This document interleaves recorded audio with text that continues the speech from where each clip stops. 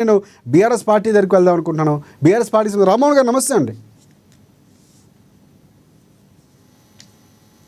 రామ్మోహన్ గారు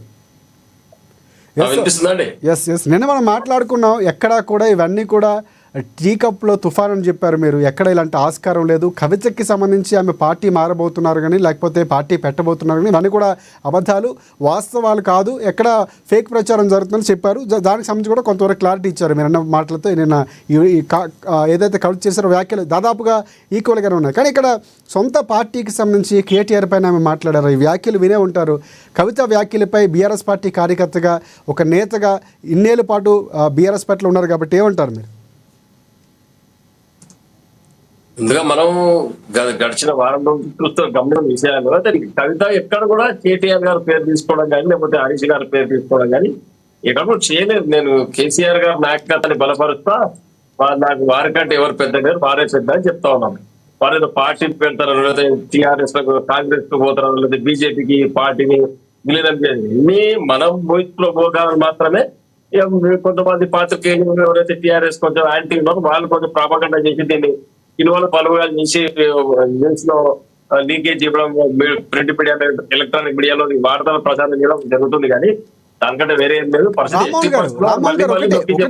మీడియా లీకులు ఇస్తుందా, బీఆర్ఎస్ పార్టీ లీకులు ఇచ్చిందా, లేకపోతే ఎక్కడి నుంచి లీకులు వచ్చాయి? కానీ గతంలో ఏవైతే లీకులు మాట్లాడుకున్నామో బీజేపీ పార్టీకి బీఆర్ఎస్ పార్టీ సపోర్ట్ చేస్తుంది, ఎన్నికల్లో గెలిపించడానికి అందుకే పోటీ చేయలేదన్నటువంటి వ్యాఖ్యలు కాంగ్రెస్ పార్టీ లాంటి పార్టీలు చేశాయి. కానీ క్లియర్ కట్గా కవిత ఈరోజు వ్యాఖ్యలు చేసింది. మీరేమంటారు? కవిత వ్యాఖ్యలో నిజం లేదంటారా? మనం నేను ఒక్క నిమిషం గమనించాలన్నాం. ఎప్పుడు కూడా కాంగ్రెస్ పార్టీ కూడా గతంలో ఎమ్మెల్సీ ఎన్నికల్లో పోటీ చేయడం జరగలేదు. మరి ఈసారి మనం పోటీ చేసి మరి ఇన్ని సంవత్సరాలు కాంగ్రెస్ పార్టీ ఎమ్మెల్సీ ఎన్నికల్లో పోటీ చేయకుండా ఏ పార్టీ కొరకు పనిచేసినట్టు? తెలుగుదేశం పార్టీ కొరకు పనిచేసినట్ట, లేదా బీజేపీ కొరకు పనిచేసినట్ట? ఎన్నికల్లో ఒకసారి పోటీ చేయనంత మాత్రాన మనం ఏదో పార్టీకి సపోర్ట్ చేసినట్టు కాదు. ఎన్నికలు అనేది పార్టీ యొక్క స్థితిగతులను బట్టి, ఒక సమయ సందర్భాన్ని బట్టి మనం అనుసరించే వ్యూహం మాత్రమే. గతంలో మనం జిహెచ్ఎంసీ ఎన్నికలు కూడా పోటీ చేయలేదు. తర్వాత 100కు 99 సీట్లు జిహెచ్ఎంసీలో గెలవడం జరిగింది. మరి దాన్ని వదిలిపెట్టుకుని మనం ఆ రోజు ఎన్నికల్లో పోటీ చేయడం మాత్రం ఏదో పార్టీకి పోటీ చేయడం కాదు. కాబట్టి ఇవన్నీ కోపంలో మాట్లాడే మాటలు ఇవన్నీ ఎక్కడ కూడా ఉన్నాయో రామ్మోహన్ గారు, అంటే కవిత మాట్లాడుతున్న వ్యాఖ్యలకి ఎక్కడ కూడా నిజం లేదంటారా? అంటే ఆమె ఆక్రోషంతోనో లేకపోతే ఆవేదనతోనో లేకపోతే తనకు ఉన్నటువంటి బాధను ఎక్స్ప్రెస్ చేస్తున్న సందర్భం ఎక్కడ లేదంటారా? వారు కేవలం ఏదైనా ఇబ్బంది పడి మాట్లాడే మాటలు తప్పితే అందులో ఏమాత్రం వాస్తవం లేదు. ఎందుకంటే కేసీఆర్ గారు అధికారమే కొరకే పార్టీ పెట్టలేదు. మనం గమనించాలి.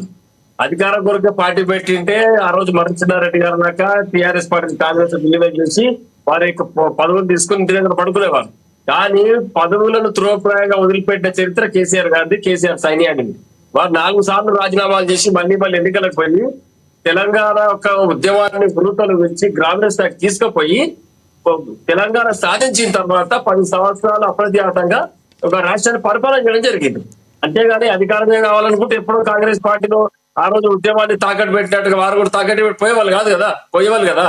కాబట్టి అటువంటి పని ఎందుకు చేయలేదంటే వారు కేవలం తెలంగాణను సాధించడానికి మాత్రం పార్టీ పెట్టిండ్రు. ఈ యొక్క అధికారం కొరకు, పదవుల కొరకు పార్టీ పెట్టింటే ఆ రోజు కేంద్ర మంత్రి అయిన రోజే సైలెంట్ గా ఉండేవారు. కాబట్టి అటువంటి వాక్యాలు ఎక్కడ లేవు. ఖచ్చితంగా వేరే పార్టీకి సపోర్ట్ చేసే ఉద్దేశం కేసీఆర్ గారికి ఉండదు. ఒకవేళ రాజకీయంలో జరిగినప్పుడు సందర్భాన్ని బట్టి పొత్తు పెట్టుకోవాలన్నప్పుడు తప్పకుండా బహిరంగంగా చర్చలు చేసి 2 పార్టీలు కలిసి ప్రకటన చేయడం, బహిరంగంగా ప్రతి ఒక్క కార్యకర్తకు తెలిసే విధంగా తిరుగుతూ ఏం జరిగినా కానీ ఏదో రహస్యంగా దాచిపెట్టి కార్యకర్తలకు తెలియకుండా, నాయకులకు తెలియకుండా లోపాయకార ఒప్పందం జరగవు. ఖచ్చితంగా ఇటువంటి మాటలు తప్పు. ఇక ముఖ్యంగా కవిత గారు మాట్లాడే మాటలు పూర్తిగా వారి వ్యక్తిగతం ఉండవచ్చు. ఇందులో మాత్రం ఇట్లాంటి మాట్లాడతారని ఎవరు ఊహించలేదు. ఈ కార్యకర్తలు బాధపడతా ఉన్నారు. ఇటువంటి మాటలు మాట్లాడేది కాదు పద్ధతి. ఎందుకంటే ఇష్యూ ఉంటే పార్టీలో అంతర్గతంగా చర్చించాలి. పార్టీ అధ్యక్షులు ఉన్నారు, కార్యదర్శులు ఉన్నారు, కార్యవర్గ సభ్యులు ఉన్నారు, ఈ యొక్క పొలిట్ బ్యూరో ఉంది. అందరి దగ్గర వెళ్ళి సీరియస్ గా చర్చించి లోపాలు జరుగుతుంది, సరిదిద్దే అవసరం ఉంది. ఎందుకు వారు కూడా చెప్తున్నారు, నేను పార్టీ సభ్యురాలని, పార్టీ నేను కూడా కార్యకర్తలు అంటున్నారు. చాలా సంతోషం. పార్టీ కార్యకర్తగా, పార్టీ నాయకురాలుగా, ఎమ్మెల్సీగా మీకు పూర్తి బాధ్యత ఉంది చెప్తున్నారు. వాయిస్ వినిపిస్తుందండి. ఎస్, కేసీఆర్ గారిని కలవడానికి కూడా అవకాశం లేదు, నాకు అడ్డు తగులుతున్నారు ఆ కోవట్లని ఆమె క్లియర్ కట్ గా చెప్తున్నారు. లేదు లేదు కవిత గారు అక్కడ స్టేట్మెంట్ ఇవ్వలేదు. కేసీఆర్ గారు తోలని కలవనిస్తున్నారని స్టేట్మెంట్ ఇవ్వలేదు. కేసీఆర్ ఎవరు గారి అడుగుతారు? దగ్గరికి వెళ్ళాలంటే కేసీఆర్ గారు అడ్డుపడుతున్నారు కుటుంబ నుంచి. సభ్యురాలంటే ఆయన కూతురు. కానీ ఎందుకు కలిసి కేసీఆర్ మాట్లాడే దగ్గరికి ప్రయత్నం మీరు అన్నట్లు ఎందుకు ప్రయత్నం చేయలేదు? మీరు అన్నారు ఒక కుటుంబ సమస్య, ఒక పార్టీ సమస్య, ఖచ్చితంగా కూతురుగా ఆమెకు బాధ్యత ఉంది, మాట్లాడే అవకాశం కూడా ఉంది. సో ఎందుకు మాట్లాడకుండా లేఖలు రాస్తున్నారు? బయటకు వచ్చి మీడియా చిట్చాట్లోనే ఇలా మాట్లాడుతున్నటువంటి సందర్భాలు ఏ విధంగా చూడాలి? ఇప్పుడు పూర్తిగా ఆమె కవిత గారు చెప్పాల్సిన అవసరం ఉంది ఈ విషయం. ఎందుకంటే లేఖ రాసింది అంతర్గతంగా, నేను లేఖ రాసి ఎవరో కోవర్ట్ చేసి అది లేఖను బయటకు తీసుకొచ్చి నేను తేలేని చెప్తా ఉన్నాను.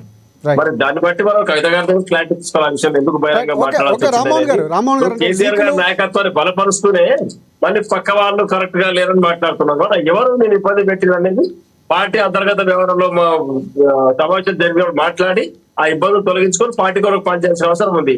కానీ వేరే పార్టీ రామ్మోహన్ గారు ఒకసారి మనకి బీజేపీ పార్టీకి సంబంధించి వెంకటరెడ్డి గారు మనకు అందుబాటులో ఉన్నారు. ఒకసారి వెళ్ళి మీ దగ్గర